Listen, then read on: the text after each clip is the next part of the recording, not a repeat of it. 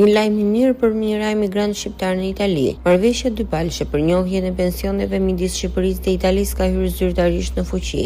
Kjo marrëveshje I hap rrugën rreth 500.000 shqiptarëve që kanë punuar ose punojnë në Itali, që të mos humbasin kontributet e derdhura pavarësisht kohës apo vendit ku I kanë paguar. Tashmë periudhat e sigurimit në Shqipëri dhe Itali do të bashkohen, duke I dhënë mundësi qytetarëve të përfitojnë të drejtë të plotë të pensionit. Në rastin kur një qytetar shqiptar aplikon për pension në Itali, institucionet italiane do të shkëmbejnë informacion me Institutin e Sigurimeve Shoqërore në Shqipëri për të llogaritur vitet totale të sigurimeve. E njëjta procedurë aplikohet edhe për rreth 4.000 shtetas italianë që jetojnë e punojnë në Shqipëri. Marrëveshja përfshin pensionin të pleqërisë për përfitimet nga sëmundjet dhe sigurimi për papunësinë. Ndërkohë sipas vendimit të Senatit italian, kostoja për pensionet e shqiptarëve në Itali për vitin 2025 është 51.6 milion euro. Deri në vitin 2032 do të shkojë 270 milion euro.